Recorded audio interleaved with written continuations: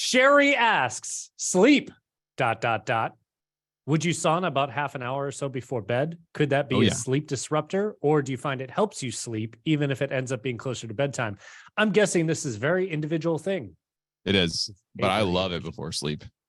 Me personally, I love it. Yeah, I don't do it a half an hour before sleep. It would be like maybe 2 hours, 3 hours before sleep, but I love it. I sleep so much better when I sauna at night rather than in the morning, but that's me personally. And then we got other people that sauna. We covered this in another live stream, didn't we, Steve? We got other people that sauna and they say they feel energized after sauna. So they don't do it at night because they like the energy that they get from it in the morning. You got to do what works for you. It's part of my wind down ritual, like to wind down in the evening. Wine, but wind down. Well, I used to do a little bit more wine than I do now. I haven't really been drinking too much. I'm on hiatus. But yeah, I enjoy a good Angel's Envy, a nice little cocktail every now and then, or a glass or two of red wine. A little Pinot Noir would be something that I like. Non-cab is a little too bitter on the back end for me. But no Merlot. I could do a Merlot every now and then, but it's getting a little fancy for us. I was thinking about that. I've been green juicing this week. I've been making juice every day. Yeah. And I was thinking about you. How long have we known each other? Weren't we doing green juice cleanses like back in the early days of Scottsdale? It's literally going on 20 years. Like 15 or 17 years ago. Yeah. I've been doing greens forever and ever and ever. And I told you about Dr. Robert Young. He wrote The pH Miracle, one of my favorite books of all time. And I told you I was sick, like sick, like all the time. I was getting sinus infections 6-7 times a year, every single year. And I did some of those green detoxes until COVID. I hadn't been sick in 15 years, something like that. And then I got COVID twice, and that kind of kicked my ass. But yeah, I mean, I do my greens almost every day. I do green powders, and then I do a green drink. Whole Foods has got some good cold press ones. Cool. That they cold press that day. But anyways, yes, lots of green detox. I think I've noticed a small difference in my sweat. Like I had a killer sauna session last night, and there's a slight difference in my sweat after doing green juice again for a week. I've been making 40 ounces a day, taking it 2 to 3 doses every day. And there's definitely a change. I think your microbiome adjusts to things that you don't normally consume. And then your sweat composition is a little altered.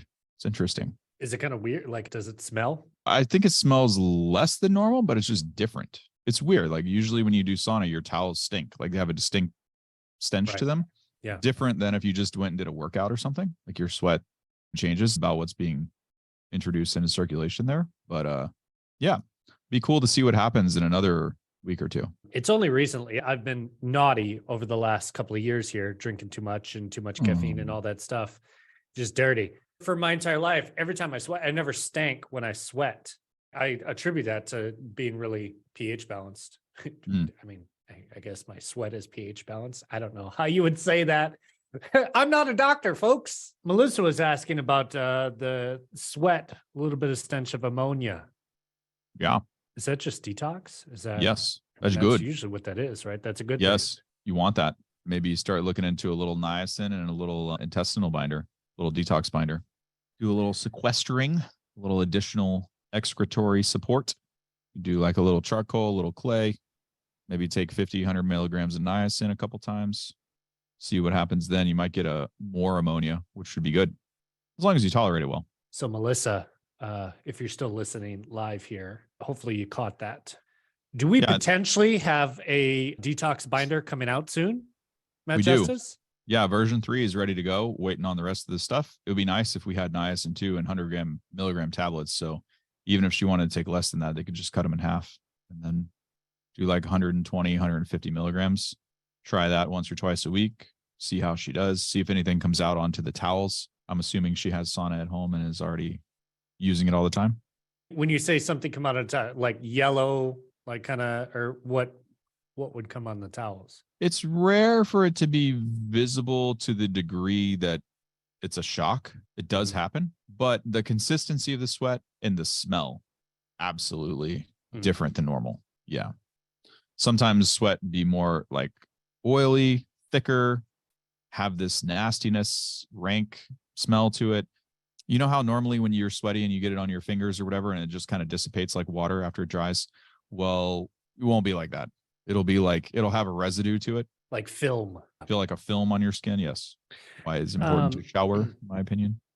She says, I haven't yet had towel staining. I'm the one that saunas twice a day at 35 minutes each, 5 to 6 days a week. Oh, what's her name again? Melissa. Oh, I remember her now. Melissa Yes. Christina. Yeah, with as much saunaing as she's done already, I wouldn't expect to see any towel staining now, but that's a good sign she's still releasing. That's awesome. How many months has she been doing that? Do you know? I distinctly remember her. She said that once she started doing that twice a day, I believe she said all instances of depression dropped and something else energy wise or health wise, right? Because she's been on live stream before. And was it her or was it someone else that recommended if you wanted to, and it was genius, by the way, genius. So I got to give kudos where it is due. If you want to use red light therapy in the sauna, stick your PBMT body panel in there, use it while the sauna is heating up. Once you start sweating, turn it off. I was like, how come I've been explaining this for 25 minutes, illustrating all this stuff? And she just succinctly got rid of all of that. And if I would have just spoken like that before. So thank you. I think it was her. If not, we'll find the right person and give them credit. But she's contributed a bunch of cool stuff in the group. I've seen her posts before. So thank you. Yeah.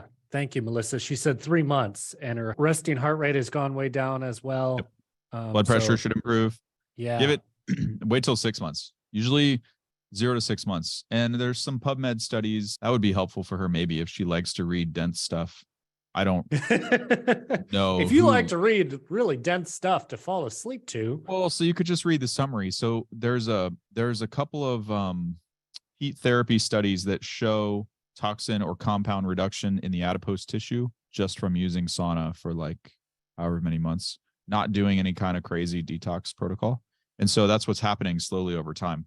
And then you're getting light zone 1, zone 2 cardio twice a day, cardiovascular system. You got the dilation of the blood vessels. You got the increase in core temperature. You got a lot of cool stuff that's going on. And she's religiously doing a better job than I'm doing, like with sauna schedule.